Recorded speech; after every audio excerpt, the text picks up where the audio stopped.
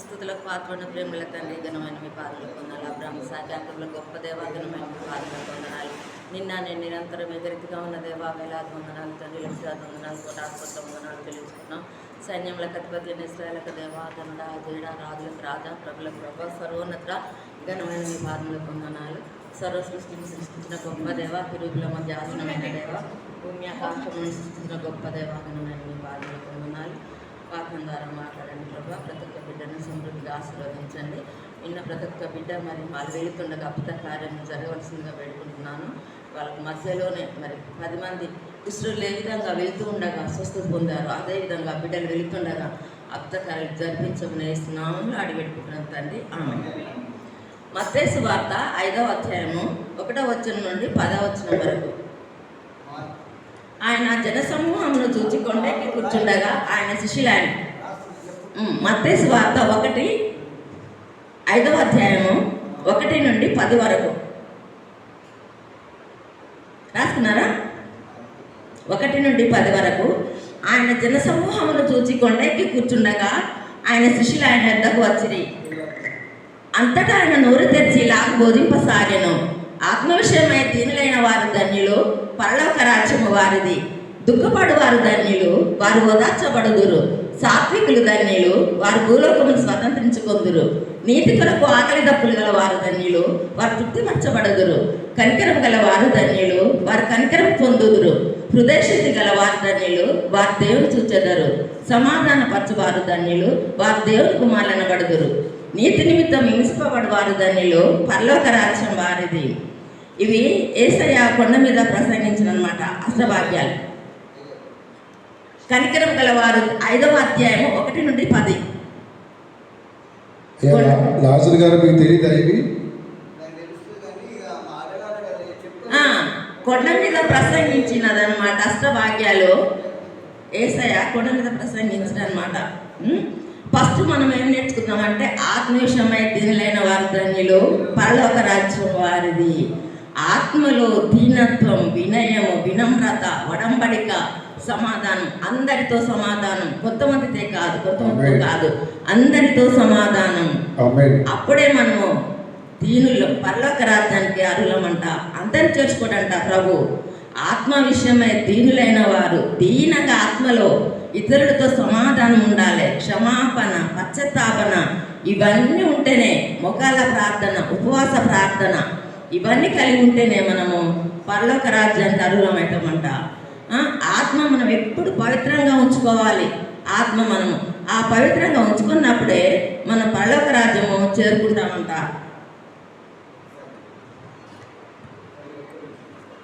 కీర్తనలు 34వ అధ్యాయము 18వ వచనము చదవండి. 18వ వచనము. మళ్ళీ కీర్తన 51:17. కీర్తనలు 34వ అధ్యాయము 18వ వచనము.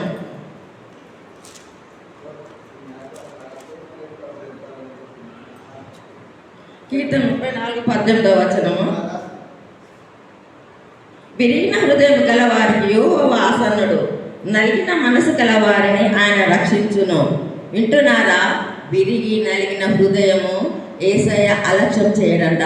అలాంటి మనసు గల వారినే పరలోక రాజ్యంలో చేర్చుకుంటాడంట. విరిగిన హృదయము, నలిగిన హృదయం, పశ్చాత్తాపం, మన పాపముల కోసము పశ్చాత్తాపడ్డప్పుడే మనం పరలోక రాజ్యంలో చేరుకుంటామంట.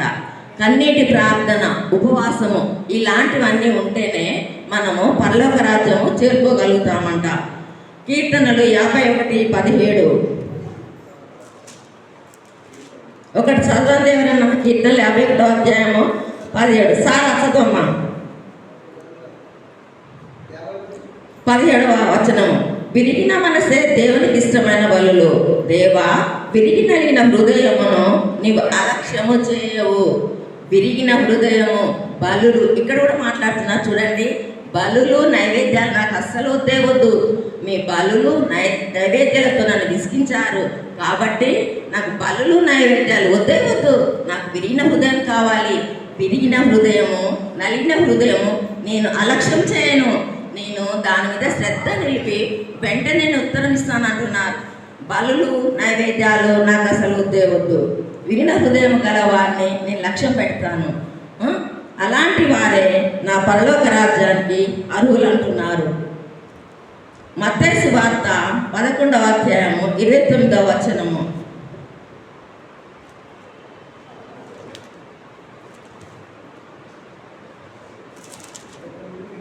మత్తయి 11 చదవండి ఒకరు.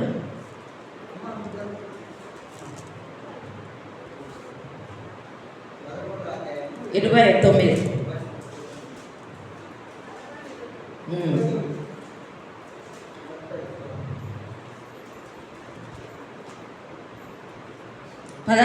మత్తయి 11వ అధ్యాయం 29వ వచనము.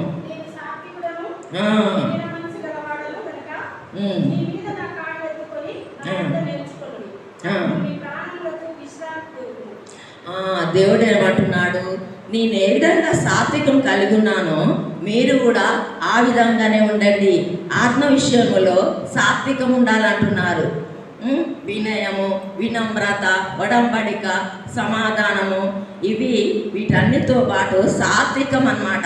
సాత్వికం ఎవరిలో ఉంటుందో నేనే విధంగా ఉన్నాను సాత్వికం కలిగి మీరును అదే విధంగా జీవించండి. మీరు కూడా ఇతరులతోటి ఆ విధంగానే ప్రవర్తించండి. సాత్వికులు ధన్యులు, వారు భూలోకము స్వతంత్రించుకుందురు.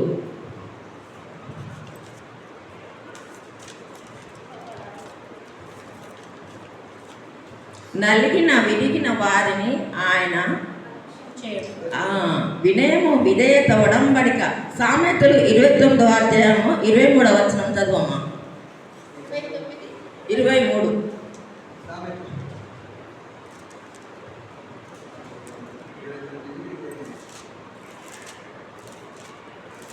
కోపిష్ఠుడు కలహం దేవిరేపును, ముంగోపి అధికమైన దుష్టక్రియలు చేయును.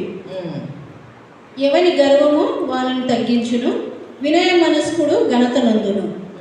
దొంగతో పాలు కూడువాడు తనకు తానే పగవాడు, అట్టివాడు ఒట్టు పెట్టినను సంగతి చెప్పడు. భయపడ్డ వలన మనుషులకు ఉరి వచ్చును, యెహోవా యందు నమ్మిక ఇంచువాడు సురక్షితంగా ఉండును. అనేకులు ఏలువాని దయ కోరుదురు, మనుషులను తీర్పు తీర్చుట యెహోవా వశము. దుర్మార్గుడు నీతిమంతులకు ఏయుడు, యథార్థవర్తనుడు భక్తిహీనునికి ఏయుడు. కంటకురాలయండి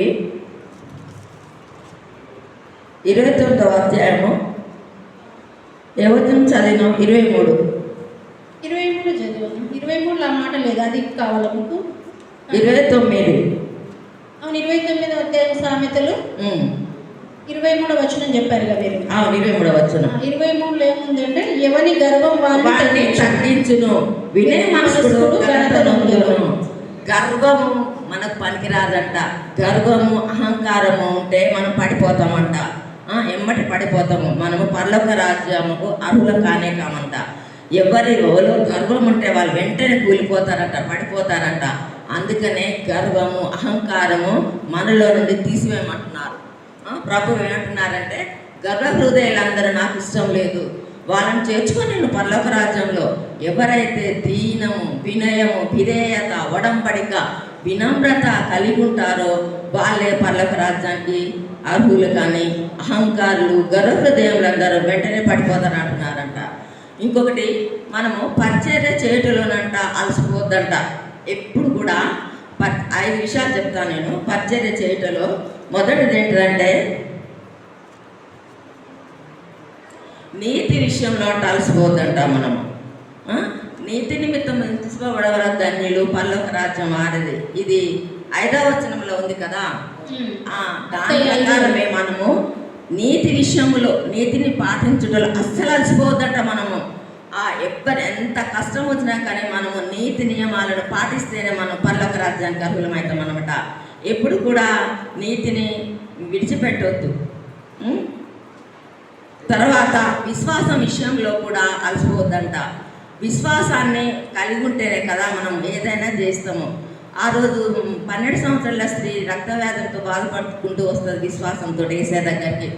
ఎవరో చెప్తే వింటాది. ఎంతోమంది వైద్యులను సంప్రదించినా కానీ ఆమెకు స్వస్థత దొరకదు. విశ్వాసం కలిగి వచ్చి వస్త్రం చెంగు మాత్రం ఉంటితే నేను బాగుపడుతున్నానికి తన హృదయంలో అనుకొని నిర్ణయించుకొని వస్తుంది. వెంటనే యేసయ్య వస్త్రము ముట్టి స్వస్థత పొందుతుంది. అదే విధంగానే మనం విశ్వాసం ఈ విషయంలో అలసిపోతానంట అంటున్నారు ప్రభు. విశ్వాసం కలిగి ఉండండి. ఏది చేయాలన్నా కానీ మనకు నమ్మకము విశ్వాసము ఉండాలంటున్నారు. ప్రేమించుటలో కూడా అలసిపోద్దంట. మనము ఇతరులతో కోపము, గర్వము, అహంకారము పెట్టుకుంటే దేవునికి ఇష్టమైన కాదనమాట. ప్రేమ చూపాలి. వాళ్ళు మాట్లాడినా మాట్లాడకపోయినా మనము ప్రేమించాలి. ప్రతి ఒక్కరితోటి సమాధానం, అందరితోటి సమాధానంగా ఉంటేనే మనం పరలోక రాజ్యం చేరుకుంటామంట. కొంతమందితో సమాధానంగా ఉండి ఇతరులతో గొడవ పెట్టుకుంటే మనము పరలోక రాజ్యం చేరుకోలేము. కానీ సాధ్యమైనంత వరకు ప్రతి ఒక్కరితోటి సమాధానం కలిగి ఉండాలంట. అప్పుడే మనము పరలోక రాజ్యం చేరుకుంటాము. క్షమించుటలో ప్రతి ఒక్కరిని క్షమిస్తుండాలి. ఎంత గొప్ప తప్పైనా, ఎంత పెద్ద తప్పైనా కానీ యేసయ్య ఏ విధంగా మన తప్పులను క్షమిస్తుండో మనము కూడా ఇతరుల తప్పులను క్షమిస్తే పరలోక రాజ్యము చేరుకుంటామంట. ఆ విధంగానే ప్రతి ఒక్కరిని తప్పులను క్షమించాలి. ఎంత గొప్ప అవమానమైన, భయంకరమైన దొంగతలు ఏదైనా కానీ మన విషయంలో ఏం చేసినా కానీ మనం క్షమించే గుణాన్ని కలిగి ఉండాలంట. అప్పుడే దేవునికి ఇష్టమైన వాళ్ళం అవుతామంట. కృప చూపుటలో కూడా అలసిపోద్దంట. మనము ఎప్పుడు ఇతరులకు కృప చూపుతూ ఉండాలన్నమాట. అలసిపోద్దన్నమాట. పరిచర్య చేయటంలో కూడా అలసిపోద్దంటున్నారు. పరిచర్య అంటే ఈ మన సువార్త చెప్పడం ఒకటే కాదు, చర్చి మెయింటైన్ చేయడము, సువార్త చెప్పడము, వాక్యం బోధించడము, ఇదొక్కటే సువార్త కాదంట. ఒక తల్లి కుటుంబాన్ని ఏ విధంగా పోషిస్తుందో, 90 సంవత్సరాలైన తల్లి, వృద్ధురాలైన తల్లిని, బిడ్డలను వాళ్ళు ఏమంటారు, ఒక్కొక్కసారి కొడుకులు బిడ్డలు చెప్తే వినరు. వాళ్ళ ద్వారా కూడా అలసిపోవద్దు. వాళ్ళను మనము ప్రేమిస్తూ ఉండాలి, కృప చూపుతూ ఉండాలి. పరిచర్య వాళ్ళకు కూడా ఆ 90 సంవత్సరాల వృద్ధ స్త్రీని ఆమె ఎంతో ఇసుక పెడుతుంది, అయినా కానీ మనము ఆమె పరిచర్య చేస్తూ ఉండాలంట. అలాంటి వారికి పరిచర్య చేస్తే దేవునికి ఇష్టమైన వాళ్ళమంట, పరలోక రాజ్యంలో చేరగలుగుతామంట. అందుకనే వృద్ధులకు పరిచర్య చేస్తూ ఉండాలి. బిడ్డలు ఎంత విసిగించినా కానీ వాళ్ళకు పరిచర్య చేస్తూ ఉండాలి. సంఘానికి కూడా తోడ్పడుతూ ఉండాలి. సంఘ సేవలో పాల్పంచుకోవాలి. వాక్యం బోధించడమే కాదు కానీ పాటలు పాడడము, ముందుగా వచ్చి చేయలేయడము, హెల్ప్ చేయడము, ఇదంతా వచ్చి శుభ్రం చేయడము, చర్చిలో సహాయం చేయడము, ఇది కూడా పరిచర్య అన్నమాట. కాబట్టి మీరెవ్వరు పరిచర్య చేయడంలో ఎప్పుడు కూడా అలసిపోవద్దు అంటున్నారు. విసుకకుండా నిత్యము మీరు చేస్తూనే ఉండండి. అప్పుడు పరలోక రాజ్యంలో అర్హులవుతారు. ఇంకొకటి నేను ఇప్పుడు చెప్పాను కదా, దుఃఖపడేవారు ధన్యులు, వారు ఓదార్చబడుదురు. రెండవది, మనము పాపాల కోసము దుఃఖపడాలంట. ఇప్పుడు ఒకరికి నేను 50,000 ఇచ్చిన వాళ్ళు ఇవ్వలేదని వాటి గురించి దుఃఖపడవద్దు అంటున్నారు. కానీ మనం చేసిన పాపాల కోసము పశ్చాత్తాపం, విరిగి నలిగిన హృదయ లక్ష్యం చేస్తుంటున్నాడు కదా ప్రభు. మనం చేసిన పాపాలన్నింటి కోసం దుఃఖించాలి, మోకాళ్ళతో ప్రార్థించాలి, ఫాస్టింగ్ ఉండాలి. అలా చేస్తేనే ఓదార్చబడుతూ ఉంటాం మనం పరలోక రాజ్యంలో. వింటున్నారా? హల్లెలూయా, దేవునికి మహిమ కలుగును గాక. అలా చేస్తేనే మనము పరలోక రాజ్యంలో చేరుకుంటామంటున్నారు. దుఃఖపాడువారు ధన్యులు, వారు ఓదార్చబడుదురు. మన పాపాల నిమిత్తము క్షమింపబడాలంటే దుఃఖిస్తేనే కదా దేవుడు క్షమిస్తారు. ఒట్టిగానే మన పాపాలు క్షమింపబడవు. దుఃఖించాలి, మొక్కలేసి ఎడతెగక ప్రార్థించాలి, విసుకకుండా ప్రార్థించాలి, ఫాస్టింగ్ ఉండాలి. అప్పుడే మన పాపాలు క్షమింపబడతాయి. వాటి కోసమే పరలోక రాజ్యంలో మనము అర్హులమవుతామంట. కానీ నాకు వాళ్ళు అన్యాయం చేశారు, వాళ్ళు డబ్బులు తీసుకొని ఇచ్చారు, వాళ్ళు నాకు ఇల్లు ఇస్తారు, ఇవ్వలేదు అని వీటి గురించి దుఃఖపడద్దు అంటున్నారు ప్రభు. వీటన్నిటిని వదిలిపెట్టి మన పాపాల నిమిత్తము మనం దుఃఖపడ్డప్పుడే మనం పరలోక రాజ్యంలో అర్హులమవుతామంటున్నారు. Praise the lord. దేవునికి మహిమ కలుగును గాక.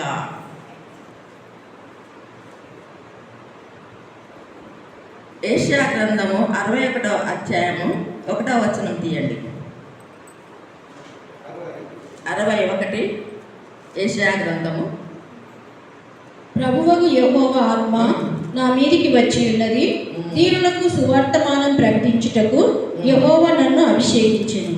నలిగిన హృదయం గల వారిని దృఢపరచుటకును, చెరలోనున్న వారికి విడుదలను, బంధింపబడిన వారికి విముక్తిని ప్రకటించుటకును, యెహోవా హితవత్సరమును మన దేవుని ప్రతిదండన దినమున ప్రకటించుటకును, దుఃఖాక్రాంతులందరినీ ఓదార్చుటకును, సీయోనులో దుఃఖించు వారికి ఉల్లాస వస్త్రములు ధరింపజేయుటకును, బూడిద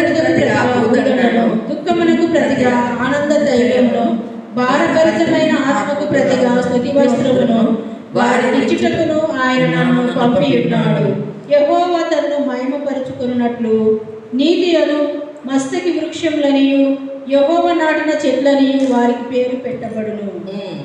చాలా కాలము నుండి దీనులకు సువార్తమానం ప్రకటించాలంట మనము. దీనులకు సువార్తమానం ప్రకటించుటకు యెహోవా నన్ను అభిషేకించెను. ప్రభువుకు యెహోవా ఆత్మ, యేషయా ప్రవక్త అంటున్నాడు, ప్రభువుకు యెహోవా ఆత్మ నా మీదకి వచ్చి ఉన్నది. దీనులకు సువార్తమానం ప్రకటించుటకు యెహోవా నన్ను అభిషేకించెను. నలిగిన హృదయము గలవారిని దృఢపరచుటకును, చెరలోనున్న వారికి విడుదలను, బంధింపబడిన వారికి విముక్తిని ప్రకటించుటకును, యెహోవా హితవత్సరమును మన దేవుని ప్రతిదండన దినమును ప్రకటించుటకును, దుఃఖాక్రాంతులందరినీ ఓదార్చుటకును, సియోనులో దుఃఖించే వారికి ఉల్లాస వస్త్రము ధరింపజేయటకును, బూడిదకు ప్రతిగా పూదండను, దుఃఖమునకు ప్రతిగా ఆనంద తైలమును, బాధభరితమైన ఆత్మకు ప్రతిగా స్తుతి వస్త్రమును వారికి ఇచ్చుటకును ఆయన నన్ను పంపినాడు. ప్రభు యేసయ్యను ఎందుకు పంపారు భూలోకంలో? మన పాపాల కోసము. పాపాలందరూ రక్షింపబడడానికి వచ్చారు మన కోసం భూలోకానికి. పాపాలను రక్షించాడు, పాపాలందరికీ మోక్ష రాజ్యం ఇవ్వడానికి కోసం వచ్చాడు భూలోకానికి. ఇప్పుడు ఎందుకు వస్తున్నారు? రెండోసారి శిక్షించడానికి వస్తున్నారు. రెండవ రాకడ అది సమీపంలో ఉంది. రెండవ రాకడ మనందరినీ పాపాత్ములను శిక్షించడానికి, నీతిమంతులను యథార్థవంతులనేమో పరలోక రాజ్యం తీసుకెళ్ళడానికి ఇప్పుడు రెప్పపాటు జరుగుతుందట. కళ్ళు మూసి తెరిచెలుప జరుగుతుందట రెండవ రాకడ. అతి సమీపంలో ఉన్నది. సూచనలన్నీ నెరవేరినాయి. యుద్ధాలు, భూకంపాలు, కరువులు ప్రతి ఒక్కటి నెరవేరిపోయిందనమాట. ఇప్పుడు రాకడకు అతి సమీపంలో ఉన్నాం. అది రహస్య రాకడ. పరిశుద్ధులకు, నీతిమంతులకే వినపడుతుందంట. బూర శబ్దం వస్తుందంట. బూర శబ్దం రాగానే నీతిమంతులు, యథార్థవంతులు అందరూ ఎత్తబడతారంట. మిగిలిన వాళ్ళందరూ విడబడతారంట, పాపాత్ములు. ఆ శబ్దం మనం వినాలంటే మెలకువ కలిగి ప్రార్థించండి. మెలకువ అంటే రాత్రంతా నిద్రపోకుండా ఉండడం కాదు, కానీ మెలకువ కలిగి ఎప్పుడు నిత్యం ఎడతెగక విసుకగా ప్రార్థిస్తూ ఉండండి అని హెచ్చరిస్తున్నాడు. అలాగ ప్రార్థిస్తే కనుక మనము ఆ శబ్దము విని నీతిమంతులతో పాటు పరిస్థితులతో పాటు కూడా మనం కూడా ఎత్తబడి గుంపులో ఉంటామంట. అందుకని ఎడతెగక మనం చేసిన పాపాల కోసం పశ్చాత్తాపడి విరిగి నెలిన హృదయముతో దేవుని సన్నిధికి వచ్చి కన్నీరు కాస్తారో వాళ్ళందరూ పరలోక రాజ్యానికి అర్హులు. అలాంటి వారినే నా పరలోక రాజ్యంలో చేర్చుకుంటానంటున్నాడు దేవుడు.